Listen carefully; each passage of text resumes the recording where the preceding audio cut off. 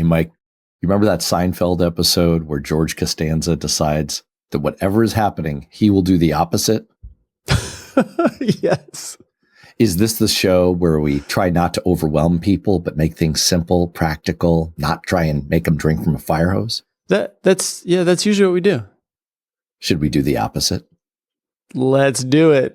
It's 5-Minute Finance. I'm Matt Robison, and that was Mike Morton, our certified financial planner. And this is the show where normally our usual MO is to boil things down to practical steps that you can actually get done to feel great about your money and your life and to lighten your load. And today, for just a few minutes, we're going to kind of do the opposite. We're going to give you a little bit of everything, everywhere, all at once, but we have a good excuse. We have a really, really good excuse for doing this. Oh, and it's all going to make sense. It's all going to make sense because, Mike, you have big news.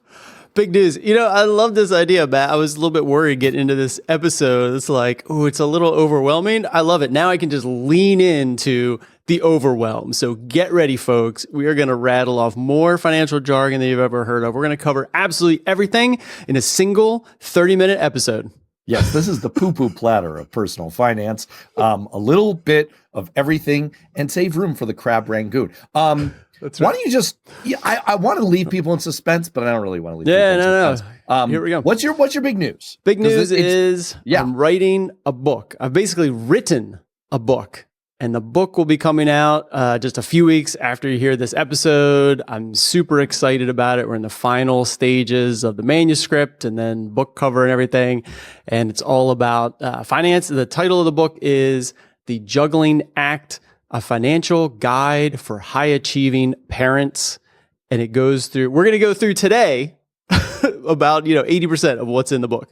And I want to get our rundown of what we're going to cover in this episode. But in talking to you about this behind the scenes, I get the sense that this is sort of, you're trying to put yourself in the mindset of, as we always do in all of our episodes, of the kinds of people who are your clients and who you're writing for and who we're talking to, who are busy people with family lives and jobs, and they're juggling. And we're trying to think about, how do we make all of this as easy and straightforward and practical as possible? And you've sort of given a comprehensive guide so that they have like a reference manual for all. Yeah, that's exactly right. So it is like a reference manual. Today's environment's like really different than 30 or 40 years ago. It's not like a traditional retirement. Oh, I just work for a company for 40 years and I have a pension and then I can retire. And it's like an easy kind of career arc. Today, it's kids are running around with more sports and activities than ever. We've got aging parents that we're taking care of, and career changes. You'll work 10 different jobs during your career and switch and go back to school, or maybe take a year off and a sabbatical, and like all kinds of different things. So the book tries to encompass the new way to think about financial planning, financial life planning, given today's busy parents. So what you had in mind, I'm guessing, in coming up with today's episode, which you had trepidation about it, was let's give a guide, sort of like an overview of this is what you get in the book. But to be clear, you're not pushing the book here, because this is also what people would get if they just listen to this podcast, or if they go back to back episodes. Like everything we're going to talk about here, we go in depth on all of these topics in an episode, so you can find it if you want more. Yeah. I mean, absolutely. That's the point. It's like, this is the work I've done over the last decade with these busy parents, and that we share on the podcast. So we're going to run down, kind of a year-end recap of what you should be paying attention to or thought about. So if anything catches your ear in today's episode, we're not going in depth at all. We're going breadth. So if anything catches your ear that you don't know about or think might pertain to you, it's in the feed somewhere. You don't have to wait for the book to come out. It's going to be in there. So go ahead and search back and find the episode. Right. The take-home message is, if people end up not wanting to buy the book, they're dead to you. So with that, what are people going to get in this episode? It's a lot. But we're not going into any depth. This is just like, see what catches your ear and your fancy. Because just to be clear to people, this is not to overwhelm. Like, if you hear something, you're like, not worried about that. I'm good. Great. Let go of it. You're fine. Yeah, that's exactly right. That's exactly right. So, rundown for today's episode: start with values for your financial planning, get organized, some tax smart strategies, investing, insurance and estate planning, raising financially smart kids. Good luck. College planning. Good luck. No. Career flexibility or AKA retirement, and then ongoing financial management.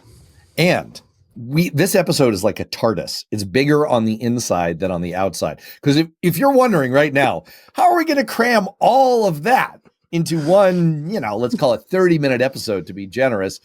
Wait, there's more. You will want to stay tuned because as always, we have our listener question. When I donate stock to a DAF, which I assume means a duck, does it stay invested? We also have our Worth Knowing segment where you're going to get to know an important part of your life a little bit better. And finally, we are going to visit a little dilemma that I ran into recently and why I decided intentionally to make a bad decision. So hang on to that. It's going to be great. Oh, that's going to be good. Should we get to it? All right, let's do it, man. All right. Where do you want to start? Yeah, let's just do the rundown, man. So we said starting with values. This is where all financial planning starts. And so you get it from the book right away. And we've had episodes about, alignment of your spending and how to think about, the way you want to walk through life before arranging finances. You think finances and you think, accounts and investments and your savings and your 401k, but what's it all for? And so you really have to set a foundation of what are you trying to accomplish this year, in the next 5 years, in the next 40 years? What do you want to enjoy? Because I always say it this way, Matt, I want you to enjoy your life now and in the future. So let's make sure you have a plan for that. I already made a really nerdy sci-fi reference, so I'm going to double down and make another one. It reminds me a little bit of Hitchhiker's Guide to the Galaxy, where they go to all this effort to find the answer to life, the universe, and everything, only to realize, spoiler alert, that they didn't know the question that they were asking at the beginning. It seems like that's the same kind of thing you're running into here, where people can come to you and say, all right, well, how much should I have in my 529? How much should I put into what types of account for my retirement? How about this expansion on my house? Should I do it? All of those are, you could give them answers, but unless you're asking the right questions about what they want, maybe it's not the right set of answers. Hey, here's a challenging question for you. Oh, I'm going to mess you up right now. When you are getting to know prospective clients, I know you'll you don't fire clients, but are you looking for the kinds of clients who really want to think through that? You want to work with people who want to start with values, I assume. Well, that's a really good question. And I work with people kind of no matter where they're coming from, of course, and I always try to guide them, why are we doing this planning? Some planning I'll do, to be honest, Matt, I work with people by the hour. I work on very small projects, and those we're not going to do a lot of values. It's kind of hey, can you just show me, how I can, the smartest way to pay for this renovation? Okay. Yeah, we can do that. You can do that. We can do that. But really, I much prefer, it's why why are we doing these things? What's the money for? Because you're exactly right. If you don't start with that, then you don't know where you're going to end up or why you're doing what you're doing. You remember that author Simon Sinek, the Columbia professor, who was very in vogue a few years ago because he had this book, Start with Why. Yep. Yeah. I shared a really long cab ride with him once. Did you? And he just kept asking, why? But why? And I'm I don't know, man. Let's just get where we're going. All right. Fuck off. No, he's just get out of this cab. You realize I'm totally joking. Simon, you're a good dude. And very enviable glasses, I must say. All right. So you've gotten through the value stage. Let's say you've helped people figure that out. Next step is to get organized. Get organized, man. You got to pull things together. So you've got to look at your accounts. You got to look at your income, your expenses, your savings. Where's the money coming and going? And then what are the investments, right? So you got to get organized. Everyone I talk to is oh yeah, I've got this old job, this old 401k. I forget the login for that, And so you got to get organized. You got to pull things together. You can make little one pagers. You could do, whatever, but you've got to know what your income, expenses, and savings year in and year out. And then especially put everything together with all your accounts and the net worth and stuff like that to just get organized. This one reminds me, it gives me this feeling of like, oh gosh, in today's AI enabled age, like this should be shortcutted. And unfortunately, like the Homer Simpson question, can't somebody else do it? The answer is no. No one else can do it. But you do have a very practical suggestion that I think is super smart for one like time and stress saving step to do. Yeah. I'll give you guys one 5-minute task to do. Use a password manager. Yeah. All right. This is something I recommend all the time. We talked about on the show, right? Like we said, everything we're talking about today, it's in past episodes. But 5-minute task. Implement a password manager, especially if you have a partner, if you have a family. You can save important passwords in there, but you can also save important documents and information, and it's secure and it's online. And it's shared, so you won't forget, and it's secure with good passwords and everything. So please implement a password manager. All right, what's next? All right, tax smart strategies. Everyone wants to save on taxes, right? So a million different strategies for trying to pay what you owe, but you don't have to leave a tip. All right. So let's use the rules and, see what we can do. So there, our favorite account, the HSA, of course, is great. Backdoor Roth IRAs, we talk about all the time. Using the DAFs, the donor advised funds. So these are places to save money or to put money.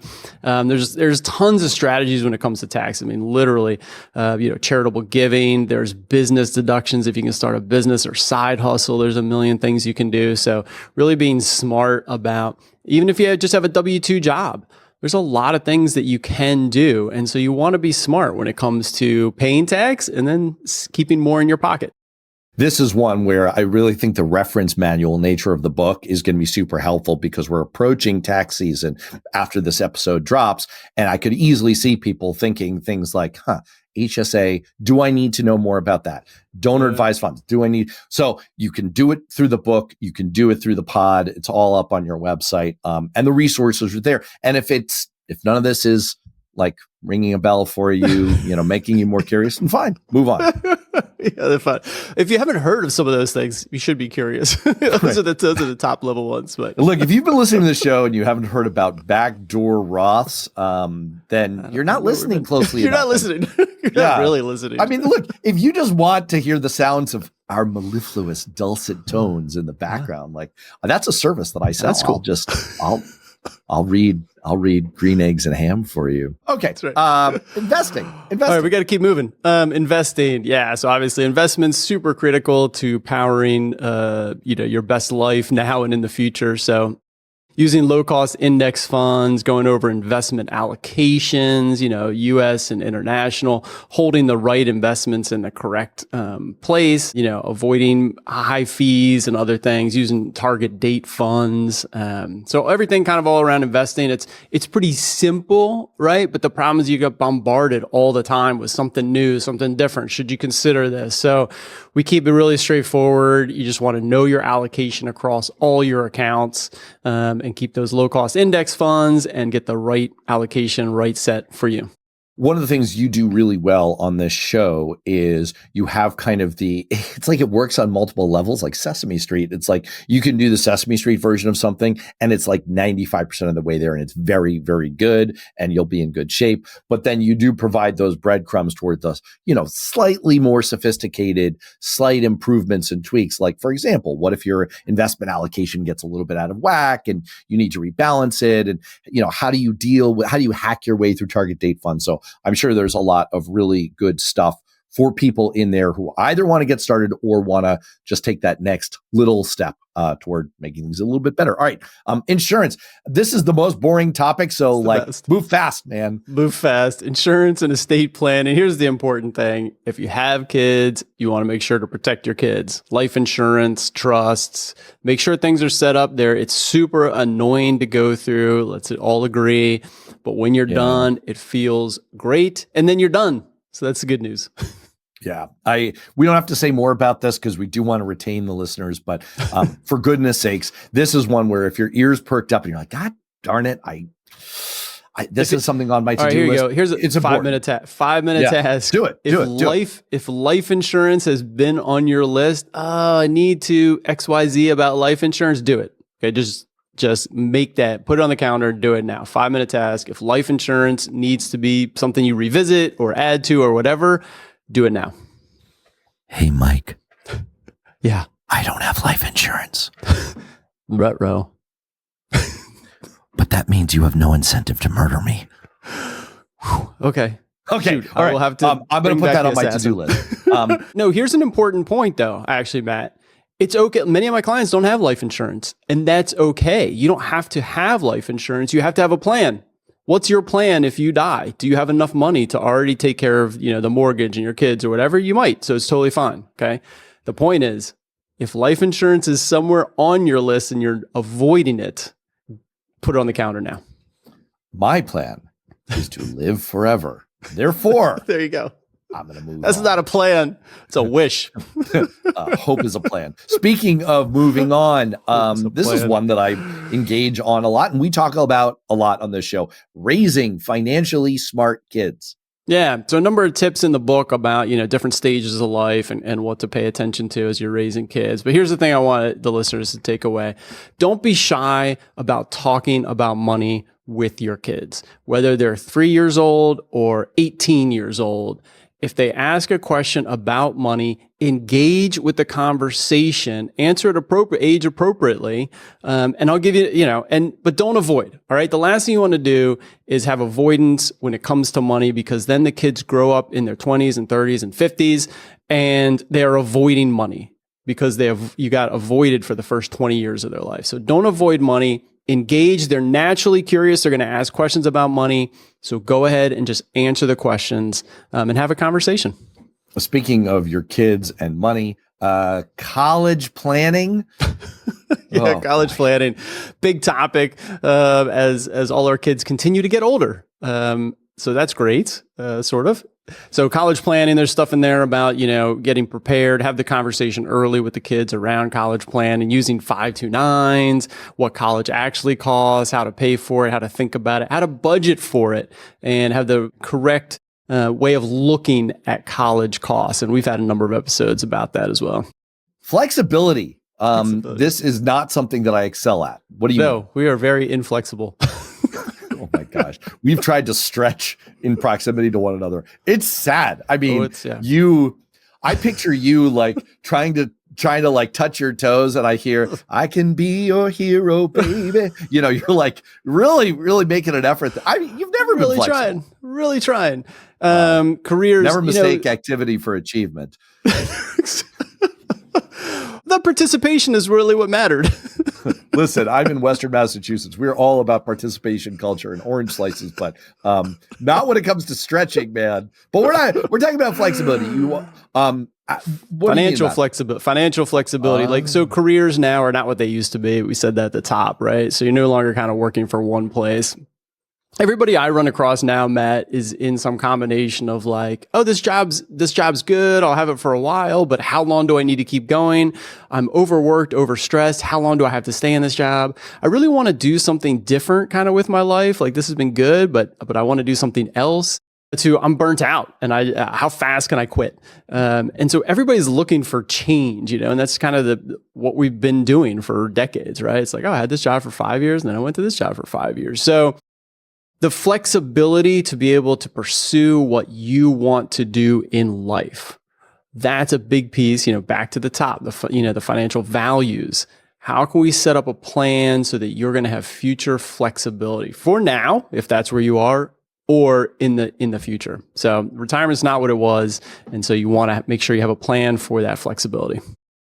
As you work with older clients, I mean, is that what they're living through? Is that retirement is not what it was, and they have a different kind of retirement than maybe we grew up with seeing people in the elder generation experiencing? Yeah, no, I wouldn't say like once you hit retirement and you're like, hey, I'm done working. Like, do I now have enough money, to live off my Social Security and portfolio and stuff? That's kind of always been the same, although we don't have pensions, right? So now it's like it's your own $3 million. It's not like, oh, I got a $100,000, $80,000 pension every year. But what I'm talking about is people in their 40s and 50s that that know they want some flexibility. They don't know necessarily what's exactly coming next, but they know they want something a little different, or they know they've enjoyed something in the past, like, oh, I was able to take a year off and I want to be able to do that again, or I've always wanted to have this other career. So that's what I'm talking about, is building a plan to make sure you have that flexibility. All right. Final category, ongoing management. You got to keep track and keep on top of this every year, right? So there's stuff that just needs to get done. It's like cleaning your house. It's like, oh, it's nice and clean now, but if you don't, keep up with it each week or, once a month, like things get out of control. So with all of these, everything that we've talked about today, you need to make sure you're revisiting it every so often, whenever it makes sense. You got to kind of revisit it, retune it. Maybe you deep dive into, college planning obviously has a time span where you're kind of deep in it, but all these areas need some constant revisiting to make sure that nothing gets off track, that you have the plan and the plan is proceeding as you want it to. All right. Well, with that, let's go to our listener question. All right. For all the clients of Mike's out there, you've asked them all the questions you care to, and you can just skip this segment unless you find this interesting. For all the non-clients of Mike's, that's cool. No problem. You can always email the show pod@mortonfa.com. This week's question: when I donate stock to a DAF, does it stay invested? Remind us about a DAF. We just talked about this, so I know the answer. But DAF. Donor advised fund. So this is where you can donate appreciated stock into a donor advised fund. You get the charitable deduction in the year you do that. Sits in the fund, and then you can give it to a charity at any time in the future. So when you donate appreciated stock, which is a great way to make charitable donations, people don't just donate cash. I mean, if it's somebody knocking on your door for $20 or you're at the local fair, whatever, totally great. But for big things, donate appreciated stock. Do it through a donor advised fund because it's a couple of clicks and it's very easy. The donor advised fund can be invested. The money in your donor advised fund can be invested, but it's invested similar to your 401k. You have a menu of choices of how to invest the $5,000 that's in your donor advised fund. And you can invest it very conservatively in just cash or bonds or US stocks or international stocks. There's a menu, and you can decide 20% this, 20% that if you want to. But similar to your 401k, list of options, and you can choose what percentages to put in all of them. So if you donate NVIDIA stock to your donor advised fund, it will get immediately sold and then reinvest it in that allocation that you've chosen. I see. So the answer, it sounds like, is it doesn't stay invested, but it could become invested. It becomes reinvested. So whatever you donate does not stay in that investment. It gets reinvested into your allocation. Well, that is really good to know. Speaking of things that are good to know, let's go to our one thing worth knowing segment. All right.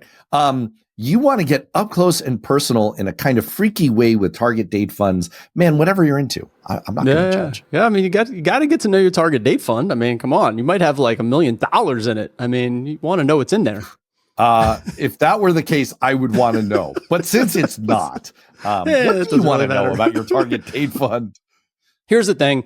Target date funds are fantastic. One of the best inventions maybe 20 years ago. Totally making that up. They, invented target date funds. They're in 401ks. It's the best place for holding them. It's an automatic balance of US stocks, international stocks, and bonds and cash for when you're going to retire. Super aggressive when you're young. And then, so you pick the 2035 target date fund, which is, 10 years from now. So it's starting to get a little more conservative because if I'm going to retire in 2035, I might want 50% stocks, 50% bonds. And so by the time 2035 rolls around, that fund is automatically rebalanced every year to be on the target date. So they're great. The problem is, as you may know, like private companies are trying to get more involved in the 401k space because there's about a bazillion, trillion, gazillion dollars in 401ks. And they're the best investors because they never do anything. They just sit there and like keep adding money. So of course, all these private companies want to get in there. So you're reading about getting private investments like in your 401k. Well, even the target date funds are getting more complicated. Okay. Some companies are shoving more stuff into your 2035 target date fund. So it's no longer just US, international, and some bonds. It's like a bunch of other stuff in there with high fees. Okay. Oh. So here's what you have to do. You've got to revisit and say, okay, yeah, I've got 500,000 in my retirement target date fund. Just get to know what's inside the target date fund. Okay. Take a 15-minute task. That's not 5 minutes. All right. Maybe 15 minutes. Okay. But get to know, I've got the T. Rowe Price 2045 fund. All right. What's in there? Do some Google searching, use some AI, figure out what's inside there. And what you're looking for is like less than 5 or 6 things. You don't want 20 things. All right. And you want to check the fees. So target date funds are getting a little crazy because it's a place that there's money. So firms are trying to get involved. So that is worth knowing. What fees would trigger for you like, oh, I got to maybe try something different? Anything above 0.3. 0.3. Okay. Super helpful.